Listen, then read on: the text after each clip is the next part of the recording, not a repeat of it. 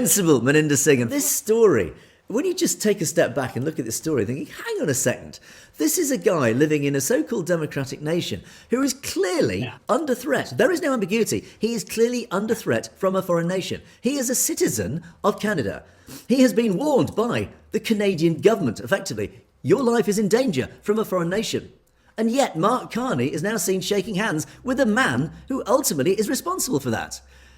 I mean, again, you just have to shake your head and just say, what is going on? Why are we so hypocritical? And leaves us open as nations to our critics to say, yeah, you say one thing, but you do the other. You're more interested in dollars and human rights. You go invade countries for less. You go invade countries because they're not so supposedly democratic. And yet here you are, you've got one of your own citizens being literally under threat of his life, that you're acknowledging is under threat of his life, and yet you're shaking hands with a man ultimately who's holding the trigger of that gun because you want his dollars. It's utter sheer hypocrisy. And the other side to this whole story as well, the plus side, is compare and contrast.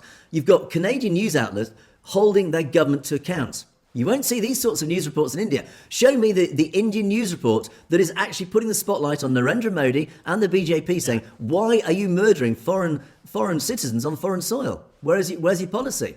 And ultimately, I mean, you could really stretch their defence and say, yeah, as many have done in India, said, look, these people are terrorists. We therefore are justified, like America is extrajudicially killing terrorists. We are therefore, by the same token, allowed to extrajudicially murder terrorists, our own terrorists on foreign soil. But Maninder Singh, this guy, show me any terrorist activity. This guy is an activist. He's a political campaigner, but he's out there campaigning democratically, peacefully. He's not a terrorist. So how on earth can you justify it? That whole story encapsulates beautifully the whole situation, what's wrong with India and what's wrong with the West.